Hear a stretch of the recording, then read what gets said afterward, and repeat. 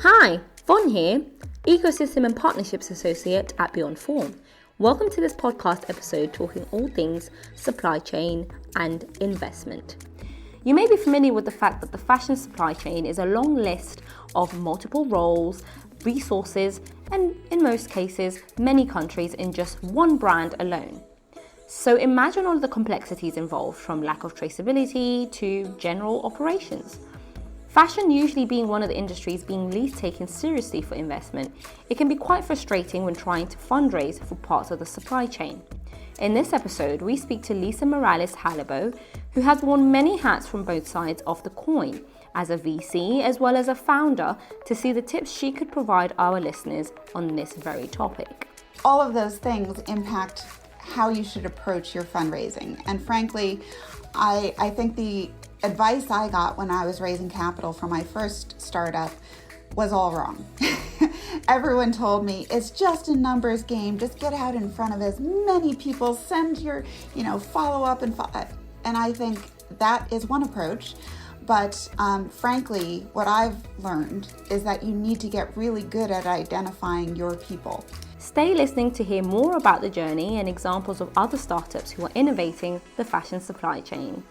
All right, guys. Well, we're excited to hear from you, Lisa, about your background and obviously following some questions. So if you can just start us off with telling the audience really who you are and the background in your field.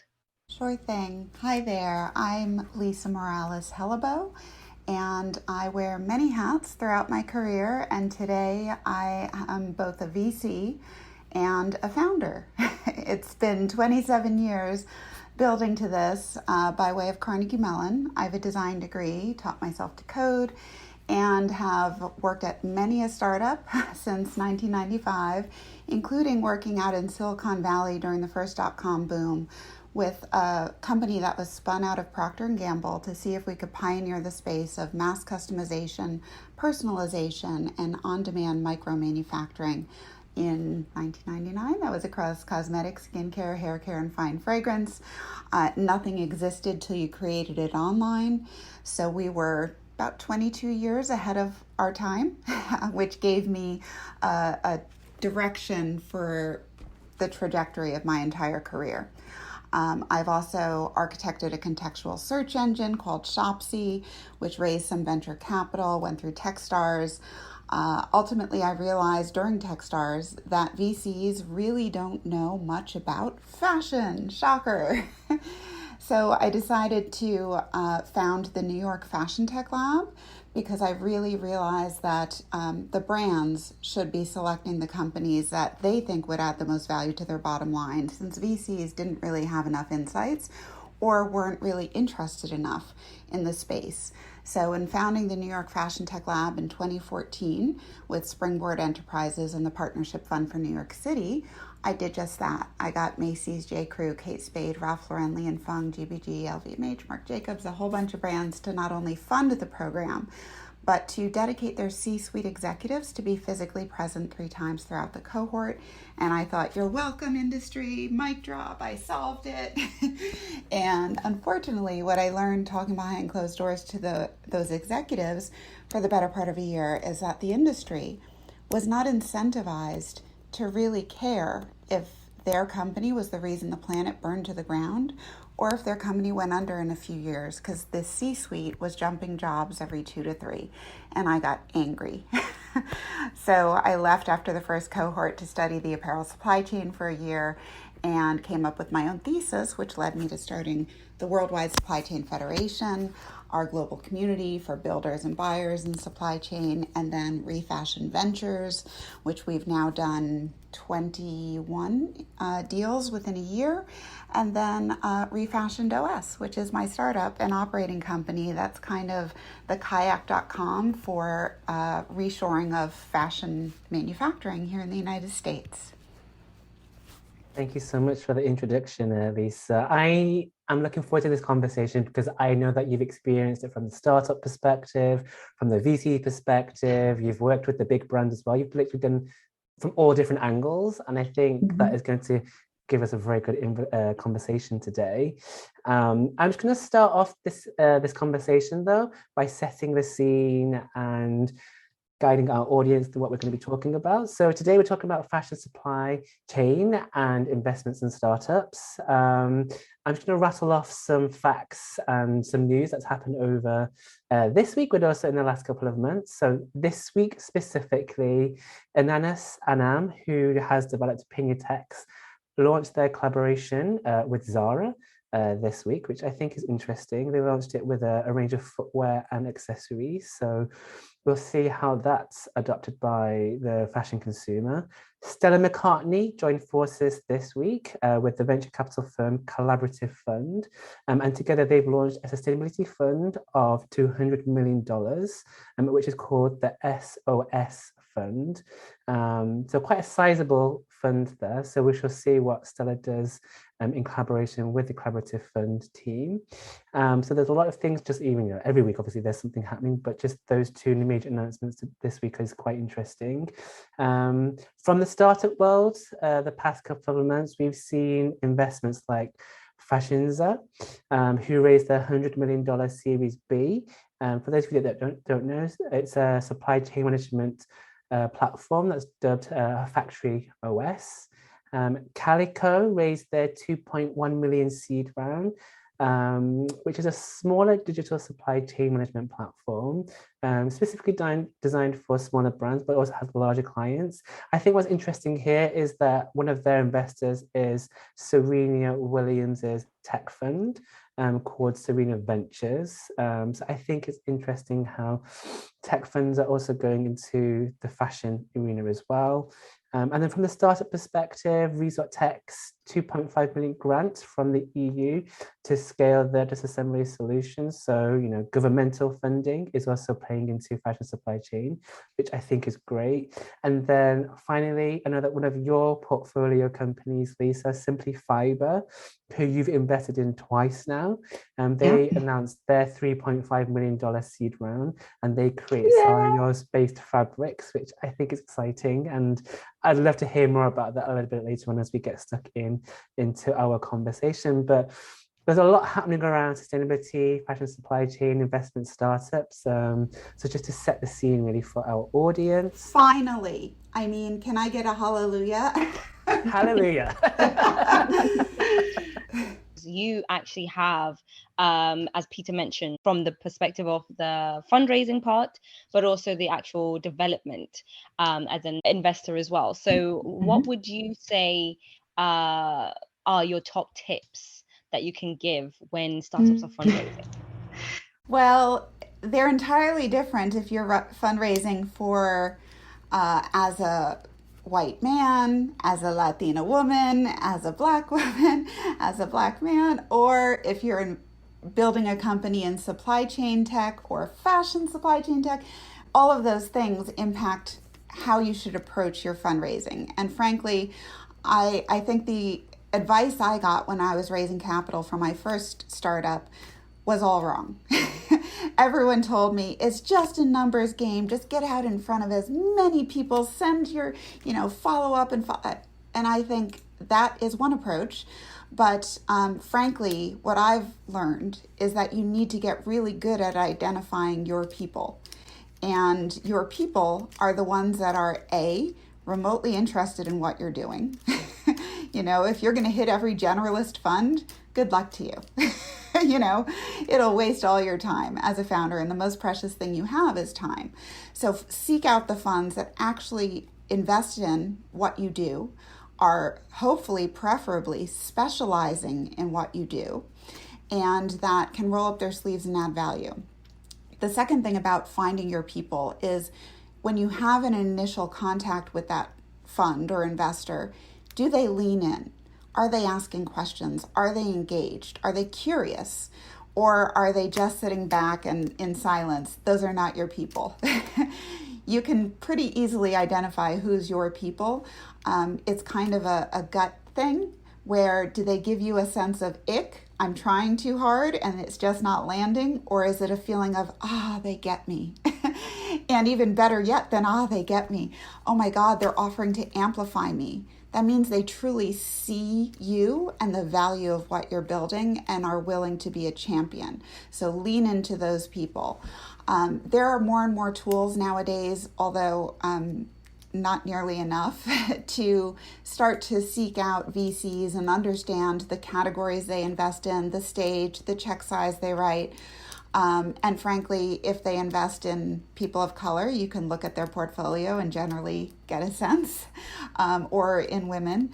I think that is probably the single biggest hurdle still to this day, being on both sides of the equation and all over investment and fundraising, that we need a tool to better match the sources of capital with the people seeking it. Right now, that is still such a biased access and opportunity for people of privilege that have been born into certain circles and networks. And frankly, even as a VC raising capital, if you don't have a safety net, you're never going to be able to become a VC, or is going to take a lot longer than your peers that have, I've spoken to people that have said, oh, I just reached out to my buddies with trust funds at Harvard, and in a month I had a $30 million fund. Yay for you. That is not the path for everyone. So just know that your journey is your journey, and don't try to compare it to anyone else's because they're not living in your shoes. I completely hear what you're saying, Lisa. We get approached by startups all the time as well. How should they go about fundraising and so forth? And I think you put it quite succinctly there, that actually a lot about fundraising is not just about the pitching and meeting the investors as many investors as you can do, but it's also about how can you develop meaningful relationships with people that actually care about what you're trying to build, which I think many founders overlook, actually. In that part of fundraising. So I think that's timely advice there. Yeah, so tell us a bit more about some of the startups that you've invested in or have chosen to work with, and specifically, why did you choose to work with them? What's driving you to support these innovators? Yeah, so thank you. I mean, it was all driven out of my research around apparel supply chain. And frankly, I'm a systems thinker, design degree from Carnegie Mellon, which really is design thinking. And what I realized with my obsession with supply chain is that there's no bigger problem set to work on this planet if you love design thinking and systems thinking. And what I really recognized is that the entire world of VC was focusing on things that they primarily understood or frankly liked and had an interest in. And the amount of unconscious bias was impacting our ability to stay living on this planet, which I thought was untenable. So our thesis around REFASHIOND Ventures really is to invest in companies that are refashioning global supply chains to be better for people, planet, and profits, because we see the climate crisis and supply chain as being opposite sides of the same coin. And so all of our investments are more than just solving a business problem. They also have to be better for the planet, because there's no business to be done on a dead planet. And so our categories that we invest across are data and AI, analytics for supply chain, advanced materials, advanced manufacturing, and advanced logistics. So that's the lens that we look at our investment portfolio through. Let's talk about some portfolio companies I love. So Simply Fiber, that you mentioned, actually was the very first deal that I led in my life, which is huge. And it's extra huge because Maria Inscher-Aurang is a girlfriend of mine. And we met, when she was just thinking about maybe the idea of starting a company while she was at Vera Wang. And she told me afterwards that because she met me, she had the first inkling in her life that it was possible for her to build this type of company. She frankly, before meeting me, said she didn't know there were any VCs that, first of all, cared about this industry, that would invest and support her, that there was a community for it, and that it could be viable to build a company that wasn't pure play SaaS. So Simply Fiber is Maria's genius vision to be able to go from cellulose-based fibers, a pile of fiber, to a finished garment without needing to extrude filament, spin thread or yarn, knit, weave, cut, or sew. All those steps go poof, and it goes directly from your pile of fibers using their proprietary patented chemistry to a finished garment or accessory. They've just now done shoes that are either molded or 3D printed. And just in the chemistry, the combination of being both chemistry and machining for how to process this, you can play with the properties in the fibers and the textile. So you can have both soft and draping, beautiful, with maybe some structured elements like my poofy sleeves that hold their form but are still soft and pliable and breathable. And you can get rigid substrates like they've done or semi-rigid like the uppers for shoes. So I mean, it's game changing. Being able to eliminate all of that labor and process, and it's all biodegradable, non-toxic. And what I love is my brain goes to the future of this would be literally, instead of buying products, you're buying raw materials, and you own a set of raw materials that you can choose to break down, rebuild, break down, rebuild. As the trends change, you're still using the same assets, the same fibers, because it's chemical recycling and regeneration as opposed to mechanical, which breaks your long staple fibers to short staple, and then people are having to process them with polymers like PET, which the majority of our clothing has in it. This is not necessary within Simply Fiber because it's a whole new category that is literally Simply Fiber. Another company, you mentioned Pinatex. I'm really excited and proud that we were able to get into the Natural Fiber Welding Series B with our funds, relatively small checks. We only have 25K checks right now because it's a rolling fund. We are raising our institutional fund, which would have larger checks. But even with our small check size, getting into these larger rounds and later stage rounds like natural fiber welding, leaf logistics, axle payments, they seek us out because of the value that we add to their company, to their bottom line. They have some of the top funds in Silicon Valley, but they come to us because of our expertise, insight, access, and networks to be able to get them to where they need to go. And frankly, supply chain, there's a lot of funds that are starting to dabble in it.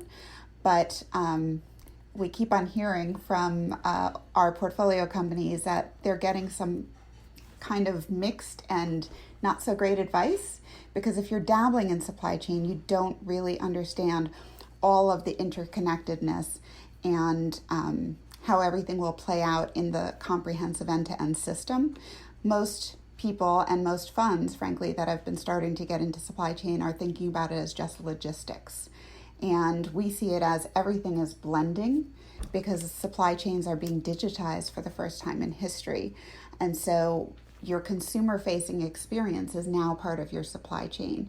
People are mass customizing and co-creating the finished good product end result, choosing even raw materials, being excited and delighted by the delivery experience, or disappointed. And all of it is about customer-facing experiences. So we love everything that is truly comprehensively changing components of supply chains. Yeah, it's all really exciting. And I like the fact that you've given us quite a perspective of the startups that you're working with, as well as kind of like the more macro look on what people have been doing in the innovation of supply chain field.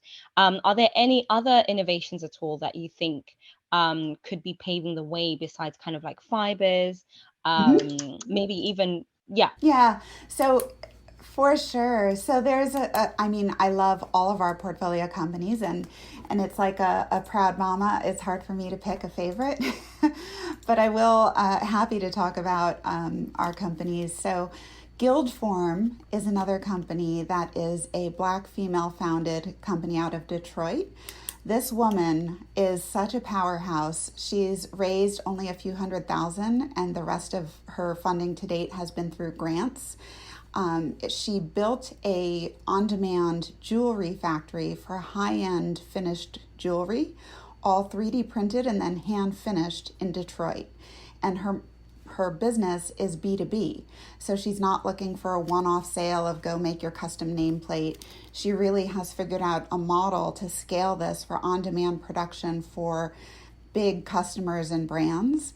And she also has a marketplace within Shopify to help scale the most high-touch part of the process, which is the CAD modeling. So she's created a marketplace for existing CAD jewelry designers on Shopify that can leverage their services to help brands create their own designs using CAD services and then pushing them through Guildform. So she's been the scrappiest, most amazing founder out of Detroit. And I think the other thing that people don't understand about distributed micromanufacturing is that when you're doing something like fine jewelry, and truly the amount of delicate detail with gold and platinum and silver, etc., is so precise that her platform also is taking interest, or people are taking interest in it around other things, like how can this be applied to medical devices, 3D printing key components for complex electronics. It really is an exceptional, amazing thing. And again, I love all things localized. My LinkedIn is literally supply chain localization instead of my name. We have Arkstone, which is out of Singapore. It's an American founder that built their company primarily in Singapore with the government of Singapore. And his platform is a toolkit for factories, any type of factories, to be able to create integrated real-time data that powers visibility across their operations. So down to the individual and the individual task, real-time data that can be pushed up to the dashboard level, so the operations manager of the factory can see what the throughput capacity load bearing is, where there's any hiccups, who needs reskilling, what projects are being pushed through for the day and landing out the door. So his toolkit has been deployed across big automotive and industrial applications. REFASHIOND OS, our operating company, is actually helping him to expand into fashion and textiles. So it's really a collaborative ecosystem that we've developed. Our operating company helps us to kick the tires on some of our investments and then really see how we can help them best scale through our partners in infrastructure, a lot more hands-on. I'm really proud we have a preponderance of female founders and women of color. Another company is Synthetics, and Daniela Blanco is our only Latina founder, so please send us more Latinas. She has built an AI and machine learning platform that accelerates chemistry speed to market by up to 80%.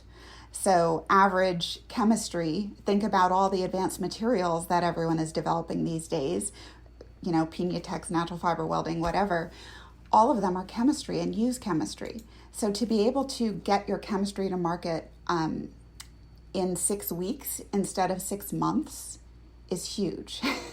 It even has applications for pharma and any chemistry applications. So her AI and ML is changing the game and helping, frankly, I think, in the future to be saving lives, because as we've seen with the pandemic, speed is of the essence when we're identifying and trying to create new medicine and vaccines. Another company is, I can keep going for days. I think you can keep going for days. I think maybe we should talk more about your REFASHIOND OS ventures. I think one thing that comes across for me, Lisa, is there's a lot of VCs out there, investors that are doing sustainability, ESG, impact investing more as a checkbox exercise. But for you actually really care about supply chain, which has then led you onto your own journey of creating the startup of ReFashioned OS. So for our audience that maybe don't know what is ReFashioned OS, can you explain that a little bit more, please? Yeah. Yeah, so ReFashioned OS is a fashion value chain operating system, or to put it into layman's terms, our MVP is kind of like kayak.com for fashion reshoring. And so we have a distributed network of factories here in the US. People don't realize that there's over $65 billion of textile and fashion production still happening today in the US, despite the industry abandoning them 50 years ago.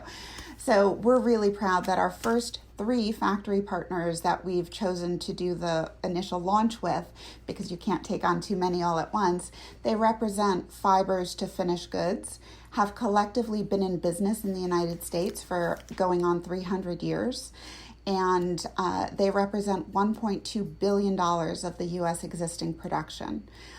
Their top 4 tier 2 partners here in the US represent about another $9 billion.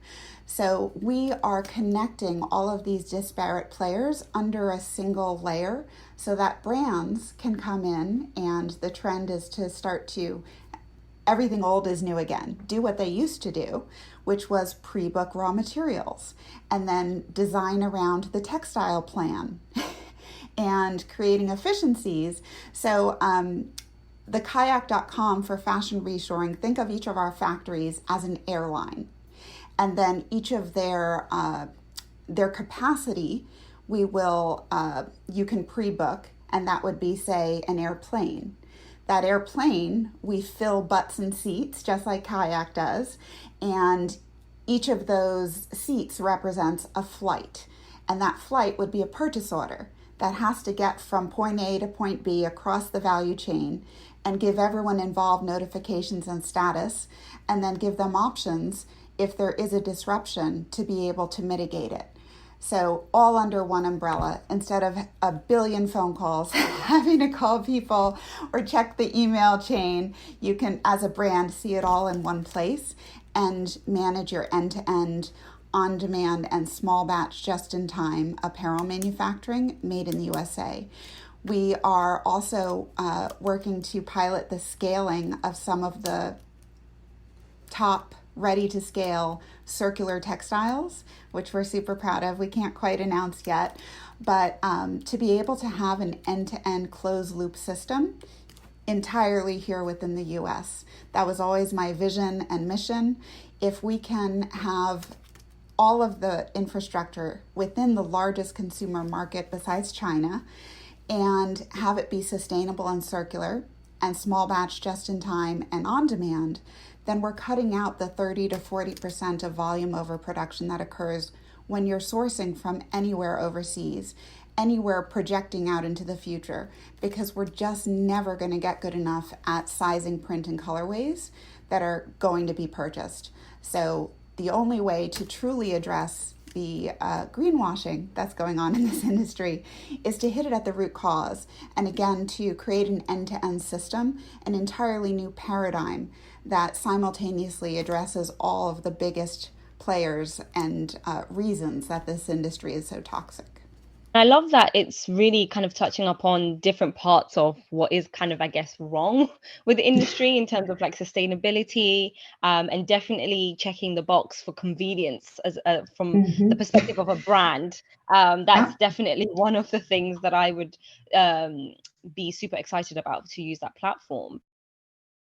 So Lisa, that's all we have time for today. If somebody wants to get in touch with you and talk about fashion supply chains and sustainability, what's the best way to go about it?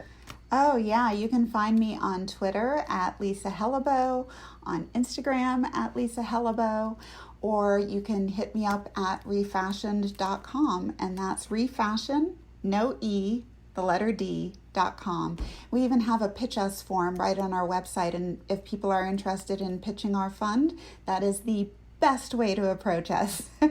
Since it's just Brian and myself, we have so much inbound that comes in through DMs and tweets and emails, and everything gets lost in the fray. So to mitigate the amount of deal flow inbound and make sure nothing gets lost, we ask everyone to submit through Pitch Us, because that's the database that we review every week when we discuss deals. Perfect. Thank you so much for your time today, Lisa. We'll speak again very soon, I imagine.